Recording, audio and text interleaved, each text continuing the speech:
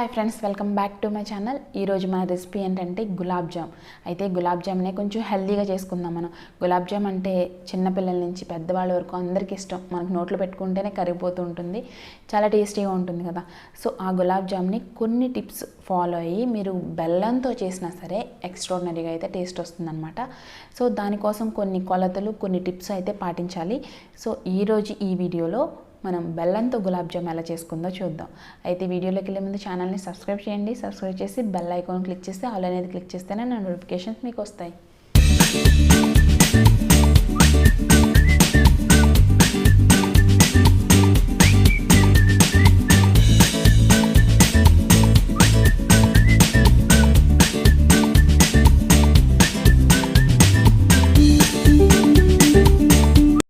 ఈ బెల్లం gulab jams prepare చేయడానికి నేను 1 cup instant gulab jamun mix తీసుకున్నాను.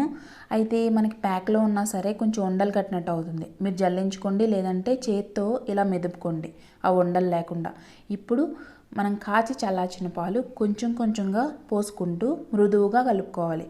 అంతేగాని చపాతీ పిండి కలిపినట్టు మనం ఎక్కువ ప్రెషర్ ఉపయోగించి కలుపుకూడదు అనమాట. చాలా స్మూత్గా, మృదువుగా, తక్కువ ప్రెషర్తో కలుపుకోవాలి. లేదు అలా చపాతీ పిండి కలిపినట్టు బాగా గట్టిగా ప్రెషర్ ఉపయోగించి కలిపేస్తే ఏమవుతుందంటే జామున్స్ అనేవి స్మూత్గా రావన్నమాట.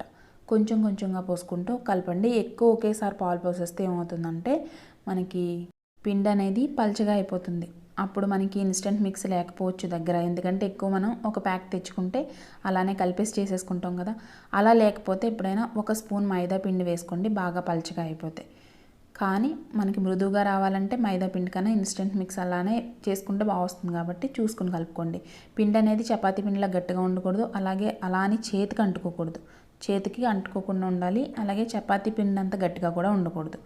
సో ఇలా స్మూత్గా కలుపుకున్న తర్వాత పిండిని మూత పెట్టేసి పక్కన పెట్టేయండి. ఇప్పుడు మనం షుగర్ సిరప్ కాదు కదా, బెల్లం సిరప్ ప్రిపేర్ చేసుకోవాలి. కాబట్టి దీనికోసం అని చెప్పి 1 కప్పు ఇన్స్టెంట్ మిక్స్ తీసుకున్నాం కదా మనం గులాబ్ జామున్స్కి, 1.5 కప్పు, దానికి 1 కప్పుకి 1.5 కప్పు బెల్లం వేసుకోవాలి. 1.5 కప్పు బెల్లం వేసుకుని 1.5 కప్పు వాటర్ పోసుకోండి. 1 కప్పు ఇన్స్టెంట్ మిక్స్కి 1.5 కప్పు బెల్లం, 1.5 కప్పు వాటర్ పోసుకుని మనం దగ్గరే ఉండి కలుపుకోండి. అయితే బెల్లంలో మనకి డస్ట్ పార్టికల్స్ ఉంటాయి కదా, సో అలాంటివి ఉండకూడదు అనుకుంటే బెల్లం కంప్లీట్గా కరిగిన తర్వాత వడగట్టుకుని అప్పుడు మళ్ళీ మనం ఈ గిన్నెలోకి తీసుకోవచ్చు. అయితే నాకు బెల్లం బాగానే ఉంది, నేను వడగట్టలేదు అనుకోండి, మీకు బెల్లంలో అలా డస్ట్ అని ఉంటే వడగట్టుకోండి. అలాగే ఇలాచీ ఫ్లేవర్ కోసం ఒక 4-5 ఇలాచీలని దంచి వేసుకోండి. నా దగ్గర అయితే పౌడర్ ఉంది, ఇలాచీ పౌడర్ 1/2 స్పూన్ వేస్తున్నాను. ఇలాచీ పౌడర్ అయినా వేసుకోవచ్చు, లేదంటే ఇలాచీస్ని దంచైనా వేసుకోవచ్చు. అలాగే ఎక్కువ రోజులు ఎక్కువ చేసుకుంటున్నారనుకోండి, ఇందులో 4-5 మనం నిమ్మ చుక్కల్ని, నిమ్మ డ్రాప్స్ లెమన్ జ్యూస్ పిండుకున్నాం అనుకోండి, మనకి థిక్గా అయిపోకుండా ఉంటుందన్నమాట జ్యూస్. సో మనకి ఇప్పుడు ఇది ఎలా ఉండాలంటే జస్ట్ ఇలా పట్టుకుంటే స్టిక్కీగా అవ్వాలి. మనకి ఫస్ట్ వాటర్ పోయగానే అసలు కొంచెం కూడా జిగురు ఉండదు. అలా అని మరీ తీగిపాకం రాకూడదు, మనకి జస్ట్ వేళ్ళకి ఇలా పట్టుకోవాలి. అప్పుడు స్టవ్ ఆఫ్ చేసుకుని మూత పెట్టుకుని పక్కన పెట్టేయండి. జిగురుగా ఇలా మనకి వేళ్ళకి స్టిక్కీగా పట్టుకోవాలన్నమాట. ఇప్పుడు మనం గులాబ్ జామున్ మిక్స్ని ఒక 2-3 సార్లు ఇలా ఒత్తుకుని నానిన తర్వాత ఇప్పుడు వీటిని గులాబ్ జామున్స్గా చేసుకోవాలి. అయితే ఈక్వల్గా అన్ని గులాబ్ జామున్స్ ఈక్వల్గా రావాలంటే ఇలాంటి ఏదైనా స్పూన్ తీసుకుని అదే సైజులో చేసుకున్నాం అనుకోండి, అన్ని జామున్స్ ఈక్వల్గా వస్తాయి. అలా కాకుండా మీరు నార్మల్గా చేతితో తీసుకుని చేసేస్తాం కదా, అలాంటప్పుడు పర్ఫెక్ట్గా మనకి అదే సైజు చేయలేము అనమాట. సో ఏదైనా ఇలా స్పూన్తో తీసుకుని చేస్తే మనకి అన్ని ఈక్వల్ సైజులో ఈవెన్గా చూడడానికి బాగుంటాయి. ఇప్పుడు వీటిని 2 చేతుల మధ్యలో, ఇప్పుడు కూడా ఎక్కువ ప్రెషర్ పెట్టకూడదు, అలానే క్రాక్స్ లేకుండా 2 చేతుల మధ్యలో ఇలా స్మూత్గా చేసుకుని బాల్స్లా పక్కన పెట్టుకోండి. ఇప్పుడు ఆయిల్ అనేది మాత్రం అస్సలు బాగా హీట్ అవ్వకూడదండి. జస్ట్ ఆయిల్ అనేది కొంచెం వేడవ్వాలి, అప్పుడే మీరు గులాబ్ జామున్స్ వేసేయండి.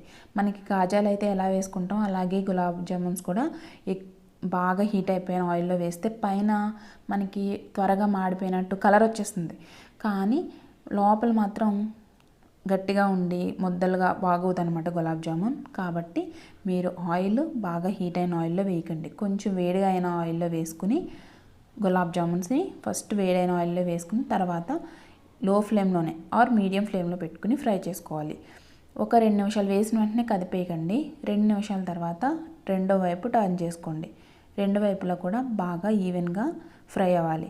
అలాగే ఈ బెల్లం గులాబ్ జామున్స్కి ఇంకొక టిప్ ఏంటంటే, మీకు జామున్స్ బాగా పీల్చుకోవాలంటే బెల్లం సిరప్ వేడిగా ఉండాలి. అలాగే గులాబ్ జామున్స్ కూడా వేడిగా ఉండాలి.